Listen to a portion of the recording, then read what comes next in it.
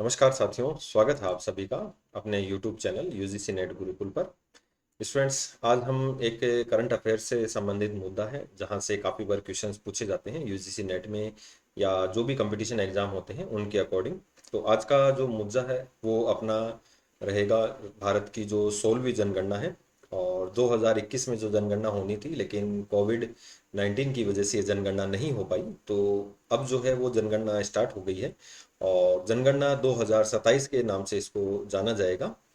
काफ़ी कुछ स्पेशल है इस जनगणना में। एक तो जो क्रमबद्ध जनगणना होती थी वहाँ पर थोड़ा सा गैप लगा है। साथ ही भारत की जो है वो तब से शुरुआत से लेकर अब तक की 16वीं जनगणना है। और अगर मैं बात करूं कि भारत की पहली पूर्णतः डिजिटल जनगणना है और जिसमें जाति जाति आधारित जनगणना को भी शामिल किया जाएगा। तो ये सब चीज़ें आज के वीडियो में अपन कवर करने वाले हैं। साथ ही आप लोगों को मैं बता दूं, जनगणना जो है वो केंद्र सरकार का राज्य केंद्र सूची का विषय है। साथ ही ये काफ़ी गोपनीय विषय है। इसको जैसे बैंक के डाटा वगैरह होते हैं उसकी तरह ही गोपनीय रखा जाता है। केवल इसका उपयोग किसी भी देश के लिए योजना बनाने के लिए, नीतियां निर्माण करने के लिए किया जाता है। तो कंप्लीट डिटेल जो है आज अपन इस वीडियो में जानेंगे। तो वीडियो को जो है वो अंत तक देखना। वीडियो पसंद आए तो लाइक शेयर जरूर करना, और यदि चैनल पे फर्स्ट टाइम विजिट कर रहे हैं तो चैनल को एक बार सब्सक्राइब जरूर कर लेना। यूजीसी नेट को लेकर अपने रेगुलर क्लासेस हैं यूजीसी नेट गुरुकुल चैनल पर। साथ ही यदि आप किसी कोर्स में एनरोल करना चाहते हैं या आप प्रॉपर तरीके से अपनी बेहतरीन तैयारी करना चाहते हैं फुल डिटेल कोर्स के साथ, तो आप जेआरएफ अड्डा एप्लीकेशन डाउनलोड करें। जेआरएफ अड्डा एप्लीकेशन पर आप लोगों के लिए डेली फ्री टेस्ट हैं, फ्री पीडीएफ हैं, फुल लेंथ के मॉक टेस्ट हैं और एवरी 15 डेज में काउंसलिंग सेशन है। पेपर फर्स्ट और पेपर सेकंड के बाइलिंगुअल कोर्स आप लोगों के लिए अवेलेबल हैं। और काफ़ी बड़ी टीम है जेआरएफ अड्डा की जिसका बेनिफिट आप लोगों को मिल सकता है। साथ ही आप जो है यदि ऑफलाइन बैचेस भी ज्वाइन करना चाहते हैं तो जेआरएफ अड्डा के ऑफलाइन बैचेज अवेलेबल हैं जयपुर गोपालपुरा बाईपास त्रिवेणी पुलिया पर। और जो सब्जेक्ट्स हैं वो political science, management, commerce, geography, computer science और इंग्लिश के हैं। लिमिटेड सीट हैं तो आप लोग बिना समय गवाए जो है इन यहाँ पर अपना कोर्स एनरोल कर सकते हैं और अपने जो टारगेट हैं वो अचीव करें। जेआरएफ है तो जेआरएफ अड्डा जरूर मिलेगा आप लोगों को। तो चलिए थोड़ी सी अपन सेशन की बात कर लेते हैं। एक तो भारत की जो है वो 15 अभी तक ओवरऑल जनगणनाएं हो चुकी हैं। ये 16वीं जनगणना है। 2011 में जो है वो 15वीं जनगणना हुई थी। और 18वीं सॉरी सन जो पहली जनगणना थी वो 1872 ईस्वी में भारत के जो गवर्नर जनरल थे लॉर्ड मेयो उनके काल में स्टार्ट हो चुकी थी। तो आप लोग इसको भी याद रख लेना, काफी बार पूछ लेता है। 1872 भारत में पहली जनगणना लॉर्ड मेयो के काल में हुई थी। लेकिन जो रेगुलर जो जनगणना है वो 1881 में स्टार्ट हो गई थी। और लॉर्ड रिपन जो है इस समय भारत के गवर्नर जनरल थे। इसके बाद क्या हुआ, प्रति 10 वर्ष जो है वो निर्धारित किया गया कि हम 10 वर्ष बाद जो है वो जनगणना करेंगे। और जनगणना के आधार पर आप लोग देखते होंगे कि भारत के अंदर जो है वो जो है ये निर्वाचन होता है, सॉरी जो परिसीमन होता है वो जनगणना के आधार पर ही होता है। यानी कि नए विधानसभा क्षेत्रों का निर्धारण वगैरह वो सब जनगणना के बाद ही होता है। तो ये सब चीज़ें आप लोगों को जाननी जरूरी हैं। सेंसस ऑफ इंडिया 2027 के नाम से इसको जाना जाएगा। और 1 अप्रैल 2025 यानी कि आज से जो है वो इसकी शुरुआत हो गई है। इसमें कोई भी राज्य 15 दिन का अपना जो ड्यूरेशन है, टाइम पीरियड है, उसको चुन सकता है। और ये जो है ऑनलाइन आप लोगों को पहले करना होगा और उसके बाद ऑफलाइन उसका वेरिफिकेशन होगा। तो बात करें अपन 1881 में जो है रेगुलर जो 10 वर्षीय जनगणना है वो प्रारंभ हो गई थी। 1872 में पहली जनगणना हुई थी। तो आज़ादी के बाद की ये कौन सी जनगणना होगी, तो ये eighth after independent, eighth census post independent, यानी कि आज़ादी के बाद भारत की 8वीं जनगणना है। यानी कि 1951 से लेकर जो है ये जनगणना है। तो ये 8वीं जनगणना है और ओवरऑल अगर अपन बात करें तो ये 16वीं जनगणना है। इसमें कुछ स्पेशल अगर अपन बात करें तो मैंने आपको बताया जैसे पूर्णतः डिजिटल है। ठीक है, पूर्णतः डिजिटल है। फर्स्ट 100% जो है डिजिटल सेंसस है ये। और इसमें जो है जातिगत जनगणना को भी शामिल किया गया है। First time caste census as a main part, यानी कि इसमें जो है जातिगत जनगणना भी जो है इसमें उपयोग किया जाएगा। हालांकि आंकड़े जो हैं वो मुख्य रूप से इसमें साक्षरता है, जन्म दर है, मृत्यु दर है, किस राज्य में ज़्यादा है किस राज्य में कम है, ये अभी तक जो है डिस्क्लोज होते हैं। जातिगत जनगणना है वो डिस्क्लोज होगी कि नहीं होगी वो तो जब आंकड़े आएंगे तब अपन इसके बारे में जान पाएंगे। तो क्या हुआ था, आज़ादी के बाद जो है 1948 का जो है जनगणना अधिनियम बना। और अधिनियम के माध्यम से जो है फिर 1951 के बाद में रेगुलर जनगणना होने लगी। महारजिस्ट्रार और जनगणना आयुक्त जो है वो भारत की जनगणना कराता है। और काफ़ी इम्पोर्टेंट है जनगणना, केंद्र सरकार का विषय है। अंतिम जनगणना 2011 में हुई थी। कोविड 19 के कारण 2021 में जो जनगणना होनी थी वो पॉसिबल नहीं हो पाई। ठीक है। तो ये फैक्चुअल क्वेश्चन है, ये आप लोगों को ध्यान रखने हैं। ठीक है। तो चलिए, ये आज के न्यूज़पेपर की भी जो थी वो अपन चर्चा कर लेते हैं। जनगणना कल से जियो मैपिंग से सटीक पता, न कोई घर छूटेगा और न दोबारा दर्ज होगा। तो 16वीं जनगणना में देखिए पूछता है क्वेश्चन कि 16वीं जनगणना में जनगणना कौन सी है, 16वीं, और पहले चरण में जो है वो 33 सवाल होंगे और पहली बार पूरी तरीके से डिजिटल होगी। अब डिजिटल में आप लोगों को क्या करना है कि आप जो है se.census.gov.in पर जाएंगे, वहाँ अपना राज्य और वो कैप्चा भर के और अपना रजिस्ट्रेशन करेंगे घर के मुखिया के नाम से, आपका मोबाइल नंबर और जो है घर का नंबर होगा। मुखिया का नाम नहीं बदल सकते हैं।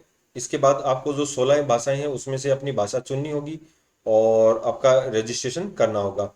आपका जो शहर है वो मैप में दिख रहा है, वो अपने घर की लोकेशन है, वहाँ पर आपको अटैच करनी होगी और घर से संबंधित जो भी जानकारियां हैं वो आपको पूरा कंप्लीट करके उसको सबमिट करना होगा। और स्क्रीन पर एक आपकी जो आईडी दिखाई देगी ईमेल पर, तो उसको संभाल के रखना है। जब आप लोगों के पास जो जनगणना वाले आएंगे तब उनको वो दिखाना है। और ध्यान रखना इसके लिए फ्रॉड भी बहुत होंगे, तो ध्यान रखना इसमें आप लोगों के पास कोई ओटीपी नहीं आएगा, आपकी कोई बैंक डिटेल नहीं पूछी जाएगी, कोई पहचान पत्र नहीं चेक किया जाएगा, आपका बैंक बैलेंस वगैरह कोई भी गाड़ी वगैरह डाटा उसका नहीं मांग सकते। आप जो है ऑनलाइन भरेंगे वही डाटा आपको देना होगा। ठीक है। अब देखिए यहाँ पर काफ़ी कुछ चेंजेशन भी किया है। और मतलब काफी समय से जो लिव इन में रह रहे हैं उन्हें विवाहित युगल माना जाएगा। और रेडियो टीवी में एफएम है तो रेडियो गिना जाएगा। मोबाइल पर यूट्यूब देखना टीवी नहीं माना जाएगा, टीवी होना जरूरी है। और वाहन में कार जीप की श्रेणी में ट्रैक्टर नहीं होगा। पानी में घर का नल है या बोतल से पीते हैं तो वो लिखना होगा। और अलग रसोई है तो ही आप किचन लिख सकते हैं, वरना अगर घर के अंदर ही, अगर शहरी क्षेत्र में तो आप लोग देखेंगे ज्यादातर घर के अंदर ही किचन होता है, तो वो अलग किचन में नहीं होगा। ठीक है। तो जनगणना 2027 का पहला चरण, क्वेश्चन यही है, दो जनगणना 2027 का पहला चरण कब से होगा? तो 1 अप्रैल 2026 से जनगणना 2027 का पहला जो है वो सेशन स्टार्ट हो जाएगा। और मकानों की गिनती में जियो रेफरेंसिंग तकनीक का इस्तेमाल होगा। हर घर की लोकेशन डिजिटल मैप पर दर्ज होगी ताकि कोई मकान छूटे नहीं और किसी की दोबारा गिनती नहीं हो। रजिस्ट्रार जनरल और जनगणना आयुक्त, ये भी एक और फैक्ट हो गया, जनगणना आयुक्त। तो भारत के अभी जो जनगणना आयुक्त हैं वो कौन रहेंगे? तो वो ध्यान रखना, वो रहेंगे मृत्युंजय कुमार नारायण। ठीक है, मृत्युंजय कुमार नारायण, मृत्युंजय कुमार नारायण भारत के जो हैं 2027 की जो जनगणना है वो क्या रहेंगे, उसके जनगणना आयुक्त रहेंगे, रजिस्ट्रार एवं जनगणना आयुक्त। और दूसरा चरण जनगणना का जो है वो फरवरी 2027 में स्टार्ट होगा। ठीक है, फरवरी 2027 में। इसमें क्या होगा, कुछ जो बड़े स्टेट हैं उनकी शुरुआत में हो जाएगी और कुछ क्रिटिकल स्टेज हैं, स्टेट हैं, उनकी जनगणना क्या होगी, बाद में होगी। तो 1931 के बाद, ये भी एक इम्पोर्टेंट फैक्ट हो जाता है, 1931 के बाद जो है भारत में पहली बार जो है जनगणना वो होगी, जातिगत होगी। और इसको जो है जनगणना के आंकड़ों को जो है अति संवेदनशील सूचना बुनियादी ढांचा श्रेणी में रखा जाता है। मतलब इसको सार्वजनिक नहीं किए जाते हैं। ये बैंक के डाटा की तरह जो है वो बिल्कुल, या परमाणु संयंत्र की जगह या मिलिट्री नेटवर्क की तरह बिल्कुल क्या होते हैं, अभेद होती है। और आरटीआई के दायरे से बाहर होगा। और इसके अलावा 1 मार्च 2027 को मध्य रात्रि में जो है जनगणना के आधिकारिक आंकड़े आप लोगों को देखने को मिलेंगे। और घर घर जाकर जो है सर्वे विंडो वो 15 दिन पहले खुलेगी और खुद उसमें जानकारी भर सकते हैं। तो जनगणना जो है दूसरा चरण फरवरी 2027 में और पहला 1 अप्रैल जो है 2026 में स्टार्ट हो जाएगा। ठीक है। तो अब चलिए बाकी डिटेल अपन जानते हैं कि जनगणना का जो इतिहास है वो नया नहीं है, काफ़ी पुराना है। अगर अपन बात करें प्राचीन भारत में, तो ऋग्वैदिक काल में जो है वो जनगणना का सबसे प्रारंभिक उल्लेख मिलता है। ये क्वेश्चन काफी बार पूछ लेता है। अर्लीस्ट मेंशन ऑफ सेंसस जो है वो ऋग्वैदिक काल में कौटिल्य का जो अर्थशास्त्र है इसमें भी जो है वो जनगणना की बात की है कि टैक्स लगाने के लिए क्या होना चाहिए, जनगणना की जानकारी होनी चाहिए। इसके अलावा मुगल काल में जो अबुल फजल का ग्रंथ था, अकबर के नवरत्नों में से आईने अकबरी जो ग्रंथ है, इसमें जो है जनगणना का जो आंकड़ा है वो उसका मेंशन किया गया है। तो ये काफी जो है प्राचीन समय से ही जनगणना को महत्व दिया गया है। भारत में अगर अपन ने बात करी, शुरुआत में मैंने आपको बताया था 1872 पहली असमकालीन जनगणना हुई थी, यानी कि लॉर्ड मेयो के काल में जो है ये भारत में पहली जनगणना हो गई थी। लेकिन ये टाइम ड्यूरेशन डिसाइड नहीं था। फिर नेक्स्ट टाइम जो हुई 1881 से, तो ये टाइम डिसाइड हो गया कि एवरी 10 ईयर में जो है अपन क्या करेंगे, जनगणना करेंगे। तो immediately temporary institution were formed every 10 year and then dissolved, a permanent system was needed। और स्थापना जो हुई है इसी के आधार पर 1951 में भारत में registrar general and census commission RGI, ठीक है, ये भी अपन फुल फॉर्म भी अपने को याद रखना है। और जनगणना जो विषय है वो केंद्र सरकार का है और कौन से मंत्रालय के अधीन आता है, तो गृह मंत्रालय के अधीन आता है, under ministry of home affairs. तो अब देखिए जिन एग्जामों में करंट अफेयर्स के क्वेश्चन आते हैं, समसामयिक विषयों के क्वेश्चन आते हैं, वहां पर आप लोगों को ये क्वेश्चन जरूर देखने को मिलेगा कि भारत की जनगणना कौन सी सूची का विषय है, तो केंद्र सूची का विषय है। स्थापना कब हुई थी इसकी, तो registrar general and census commissioner की जो स्थापना है वो 1951 में हुई थी और गृह मंत्रालय के अधीन ये काम करता है। फिर नेक्स्ट अपन बात करें कौन से आर्टिकल में, तो संघ सूची का विषय मैंने आपको बता दिया, यूनियन लिस्ट है।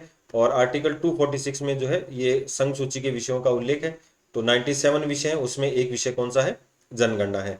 और 7वीं अनुसूची संविधान की। तो जनगणना करवाने की जिम्मेदारी का अधिकार केंद्र के पास है, तो responsibility and authority to conduct census lies with the centre. और आर्टिकल 246 और यूनियन लिस्ट का विषय है। तो जनगणना अधिनियम जो है वो केंद्र सरकार द्वारा 1948 में पारित किया गया था, जिसके तहत अपन ने देखा रजिस्ट्रार जनगणना आयुक्त की स्थापना हुई थी और धारा 3 और धारा 17A के तहत जो है भारत में जनगणना करवाई जाती है। तो ये फैक्चुअल क्वेश्चन भी है, ये भी आप लोग याद रखना, देखना इस बार हो सकता है नेट में आप लोगों के लिए ये क्वेश्चन जरूर मिले। परिभाषा क्या है, एक निश्चित स्थान पर एक फिक्स टाइम में एक निश्चित जो आंकड़े होते हैं किसी देश के, उनको संकलित करना, उनको विश्लेषित करना और उनको प्रसारित करना क्या कहलाता है, जनगणना कहलाता है। ठीक है, अभी जैसे भारत में जो है वो निश्चित टाइम के अंदर जो अपन क्या कर रहे हैं, आंकड़ों को एकत्रित कर रहे हैं, उनको संकलित कर रहे हैं और उनका विश्लेषण करके उनको प्रसारित कर रहे हैं। इसमें क्या क्या डाटा लिया जाता है, डेमोग्राफिक यानी कि जनगणना, डीमोग्राफिक जनसांख्यिकी, इनके आर्थिक सामाजिक सोशल और इम्पोर्टेंस जो है, शासन की नीतियां बनाने में, निर्वाचन क्षेत्रों का परिसीमन, मैंने आपको पहले बता दिया भारतीय संविधान का आर्टिकल 82 परिसीमन की बात करता है और गोपनीय है, ठीक है, हाईली कॉन्फिडेंशियल है। कौन से, अंडर सेंसस एक्ट 1948 के तहत। इनको अदालत में जो है वो नहीं दिया जा सकता, अदालत के आदेश पर भी। और सेक्स रेशियो और साक्षरता जैसे जो है आंकड़े प्रसारित किए जाते हैं, बाकी जो है शेष आंकड़े इसमें सीक्रेट के रूप में काम रहते हैं। भारत में अगर अपन बात करें तो महान विभाजक वर्ष कहा जाता है 1921 को। इसका अर्थ है कि भारत की जो जनसंख्या है वो पहली बार गिरी थी, क्योंकि इस समय एक तो युद्ध की स्थितियां थी, ठीक है, प्रथम विश्व युद्ध हुआ था और महामारी के कारण क्या हो गया था, भारत में जनसंख्या है 1921 में वो घटी थी, बढ़ी नहीं थी। ठीक है, 1971 की जनसंख्या में जो है fertility of married women added to the count, विवाहित महिलाओं की प्रजनन क्षमता को भी गिना गया था। साथ में 1991 में जो है साक्षरता की उम्र में बदलाव किया गया। तो age limit change shifted from 4 to 7 year, children 7 year old you can read write and considered literate, यानी कि जो व्यक्ति पढ़ सकता है उसकी आयु कितने वर्ष, 7 वर्ष का व्यक्ति जो लिख सकता है और पढ़ सकता है उसको साक्षर माना गया था। ठीक है, ये यहाँ से थोड़ा सा ध्यान रखना, पहले 4 साल थी, बाद में इसको बढ़ाकर कितना कर दिया, 7 ईयर 1991 में। 2001 में पहली बार जो है आईसीआर तकनीक का प्रयोग किया गया, intelligent character reading tech introduce, ठीक है, scan handwriting text to speed up processing. और 2011 और 2021 वाज द लास्ट सेंसस 2011 की, और 2021 की डिलेड हो गई कोविड-19 के कारण, और अब कब हो रही है वो 2027 में हो रही है। ठीक है, और इसका अगर महत्व अपन देखें 2027 की जनगणना का, तो 100% डिजिटल है, 100% डिजिटल है, और प्योर पेपर कोई भी पेपर नहीं होगा, मोबाइल ऐप पर डाटा होगा, जियो टैगिंग होगी आप लोगों के लिए, क्लाउड पर अपलोड होगा और रियल टाइम मॉनिटरिंग करेगा। नेक्स्ट अपन जातिगत जनगणना है, नेशनल वाइड जो है कास्ट सेंसस है। तो पहली बार जो जनगणना है इसमें क्या किया जाएगा, जातिगत जनगणना को शामिल किया जाएगा। और SC ST counting always happen now, अब कौन सी होगी, देखो SC और ST का जो है पहले से काउंटिंग होता था, और पहले जो है पहली जातिगत आधारित जनगणना है वो 1931 में हुई थी। ठीक है, ये क्वेश्चन काफी बार पूछा गया है 1931 में। SC ST की पहले होती थी, नाउ अब OBC और general category will also be counted comprehensively, क्योंकि देखो SC ST की अगर अपन देखें ना, ये सीटों का डिवाइडेशन भी होता था, क्योंकि लोकसभा और विधानसभा में इनको क्या है, आरक्षण है। और भविष्य में परिसीमन का आधार बनेगा, बिल्कुल जो है अभी 2026 के बाद में जो चुनाव होंगे तो उसमें आप लोग देखना लोकसभा और विधानसभा की सीटों में वृद्धि की जाएगी। तो इसको लेकर मैंने एक वीडियो भी बनाया है, आप उसको देखना कि संसद के अंदर क्या क्या परिवर्तन होने वाले हैं 2026 के बाद। ठीक है, तो ये जनगणना उसी से जुड़ी हुई है। अब इसके अपन चरण देख लेते हैं, वैसे मैंने आपको बता दिया है भारत के रजिस्ट्रार जनरल कौन रहेंगे? तो मृत्युंजय कुमार नारायण जो हैं वो भारत के रजिस्ट्रार जनरल रहेंगे। और 1 अप्रैल से 2026 से 30 सितंबर 2026 तक पहला चरण है। कुछ स्टेट जो हैं वो जैसे जम्मू कश्मीर वगैरह हैं तो उनका थोड़ा अलग टाइम दिया गया है। पहला चरण है वो स्वय गणना का है, सेल्फ जो है अपन एम्यूरेशन करें, एन्यूमेशन करेंगे। कैसे? कि 1 अप्रैल से 31 अगस्त तक जो है कोई भी राज्य अपने 15 दिन चुन सकता है, स्टेट हो चाहे यूनियन टेरिटरी हो। इसमें डिजिटल पोर्टल पर वो 16 भाषाओं में वो राज्य अपनी क्या करेगा, डिटेल भरेगा। और सेकंड जो है वो 1 सितंबर से 30 सितंबर तक, ठीक है, इसमें door to door data collection होगा। और 34 कॉलम होंगे क्वेश्चन के लिए, उसमें इंटरनेट है कि कनेक्शन है कि नहीं है, वाटर सोर्स है, गैस कनेक्शन है, इन सब की जानकारी आप लोगों से ली जाएगी।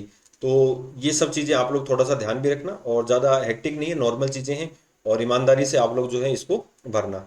ठीक है। और डाटा जो स्टार्ट हो जाएगा वो 1 मार्च से, मैंने आपको बताया। ठीक है।